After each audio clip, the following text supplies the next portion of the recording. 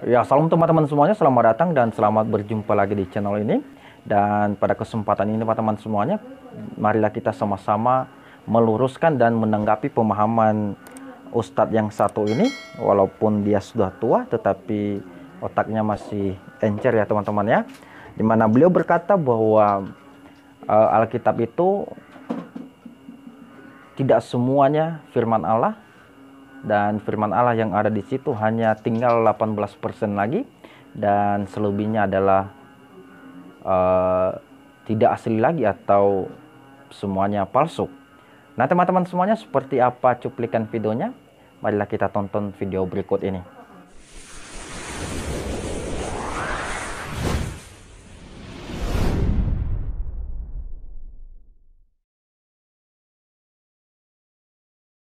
Sisa firman Allah di sini hanya 18%, Bapak. Jadi di Alkitab ini sisa firman Allah itu hanya 18%. Lainnya sudah bukan firman Allah.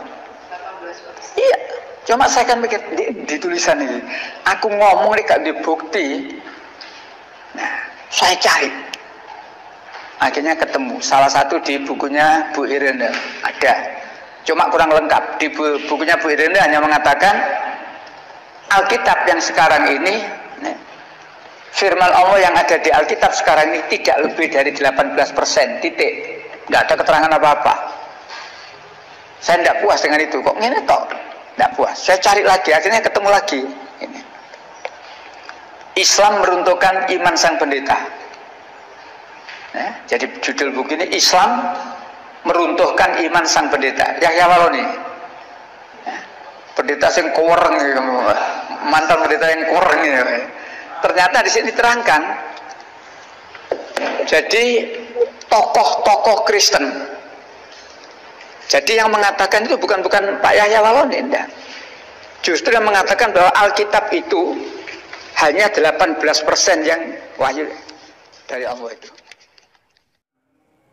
Nah teman-teman semuanya, tadi cuplikan video dari Ustadz ini, di mana beliau berkata bahwa firman Allah yang ada di dalam Alkitab itu tinggal 8% lagi, dan selebihnya adalah palsu dan tidak asli lagi. Nah teman-teman semuanya, bagi saya dalam menyampaikan pendapat itu adalah sah-sah saja. Itu adalah sesuatu hal yang lumrah ya, dan bebas ya untuk menyampaikan pendapat kita. Tetapi dalam hal ini tentunya kita harus ya meminta bukti atau fakta-fakta yang sebenarnya ya. Setiap omongan kita itu harus didasari dengan bukti yang nyata ya, atau dengan fakta-fakta yang ada yang bisa mendukung perkataan kita.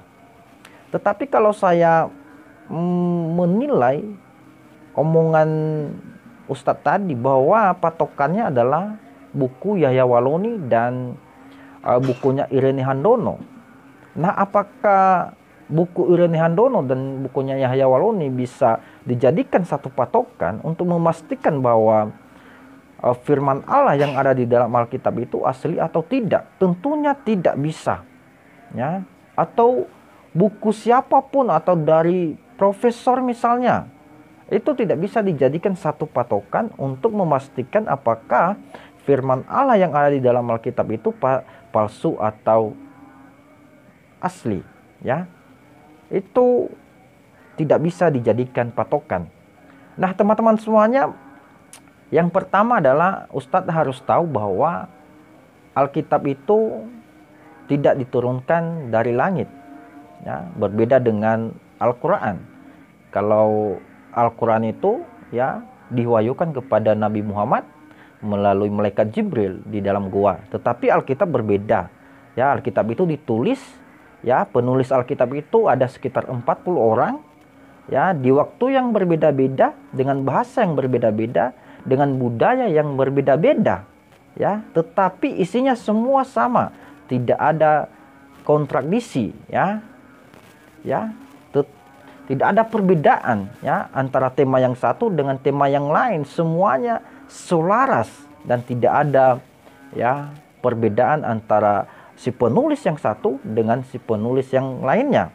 Jadi semuanya sama ya, ditulis dengan rentang waktu yang berbeda-beda dan semuanya adalah sama ya, Jadi tidak semua orang bisa menulis Alkitab. Hanya orang-orang yang mendapat pengilhaman atau yang mendapatkan tuntunan Roh Kudus yang bisa menulis Alkitab ini, ya. Dan penulis ini mereka dipilih oleh Tuhan untuk mengkomunikasikan dirinya bahwa dia adalah Allah, ya, untuk menyampaikan firman-Nya.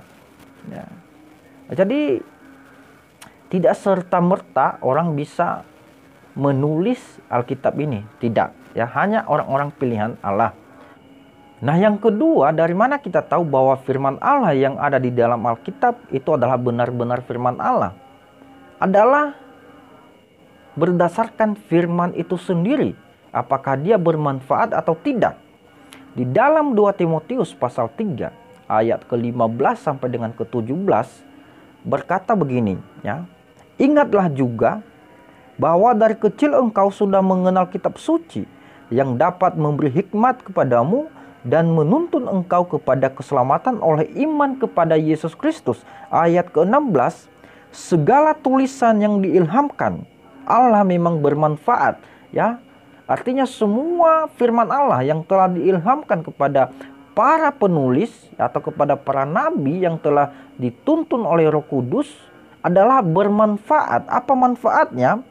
Untuk mengajar, untuk menyatakan kesalahan, untuk memperbaiki kelakuan, dan untuk mendidik orang dalam kebenaran. Ayat ke-17, dengan demikian tiap-tiap manusia kepunyaan Allah diperlengkapi untuk setiap perbuatan baik. Jadi teman-teman semuanya, ya, dari situ kita tahu bahwa firman Allah yang ada di dalam Alkitab adalah benar-benar firman karena dia adalah bermanfaat, ya. Kalau suatu firman tidak bermanfaat, saya mau katakan itu bukan firman Allah, ya. Tetapi luar biasa bahwa firman Allah yang ada di dalam Alkitab itu sungguh bermanfaat sekali bagi kita untuk menjalani setiap kehidupan ini. Nah, yang kemudian adalah yang ketiga, ya. Firman Allah yang ada di dalam Alkitab atau Alkitab itu tidak bisa dimusnahkan. Buktinya sampai hari ini, puji Tuhan, Alkitab itu masih utuh dan masih kita pakai sampai hari ini. Walaupun sudah beberapa kali atau dari dulu, ya, bahwa ada banyak sekali serangan terhadap Alkitab. Berapa kali Alkitab dibakar, ya, atau dimusnahkan. Tetapi puji Tuhan, ya, Tuhan menjaga, ya, firman ini sampai selama-lamanya. Sesuai dengan janji Yesus Kristus kepada kita di Markus pasal yang ke-13 ayat 31, di mana dia berkata di situ, ya, langit dan bumi akan berlalu, tetapi perkataanku tidak akan berlalu. Jadi teman-teman semuanya boleh berlalu, ya. Tetapi firman Allah dan kasih Allah tidak pernah berlalu, tidak pernah terlambat untuk kehidupan kita, ya. Bumi boleh hancur, ya. Bumi boleh lenyap, langit boleh lenyap, tetapi firman Allah atau perkataan Allah tidak. Nah, teman-teman semuanya, itulah penjelasan singkat dari saya, ya.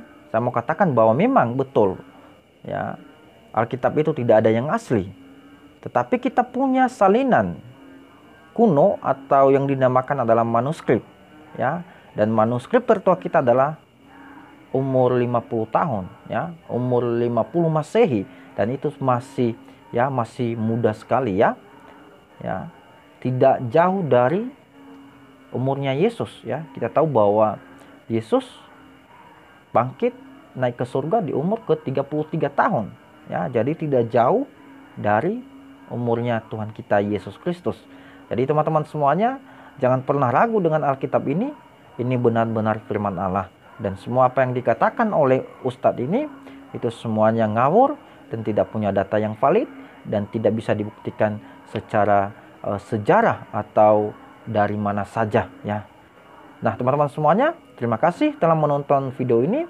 Bagi saudara saya yang masih belum memberikan dukungan terhadap channel ini, jangan segan-segan untuk mengklik tombol subscribe dan tombol loncengnya agar saudara tidak ketinggalan dengan video-video terbaru dari channel ini, serta komen dan share video ini sebanyak mungkin di media sosial teman-teman semuanya. Terima kasih dan Tuhan Yesus memberkati. Amin.